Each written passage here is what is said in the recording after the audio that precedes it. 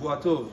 Going back to some halachot of Shabbat, it's there's a little bit of a complicated section of Hilchot Shabbat, which is called Dinei Shehiyah. Let me explain. By all of the other halachot of Shabbat, the halacha is that when you start a melacha before Shabbat, even if the melacha continues on its own throughout the entire Shabbat, it's perfectly fine. It's not a problem. That's why you're allowed to turn on your sprinkler right before Shabbat, let it keep on working the entire Shabbat, watering the lawn. It's fine. There's only one melacha that midoraita it's still mutar, but the Rabbanan said you're not allowed to do it, which is called shehiyah.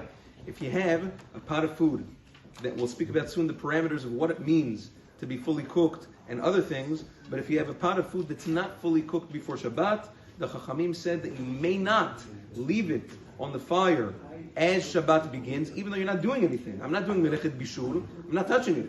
It's there doing it by itself. The Chachamim were concerned about something else.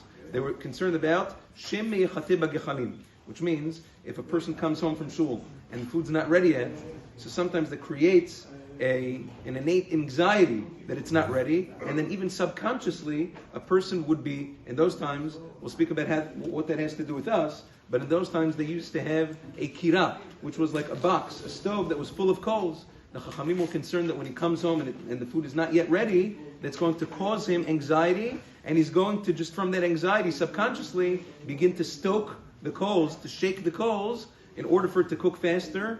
That already is a problem of Hav'ara b'Shabbat. So the Chachamim said over there, you're not allowed to leave on a pot of food that's not fully cooked before Shabbat because of this issue of Shemei Yachateh, lest the person stoke the coals. There are different things that the Chachamim said need to be implemented in order to allow leaving the food on the stove before Shabbat. Stove, oven, we'll speak about that Be'ezrat Hashem in the coming days.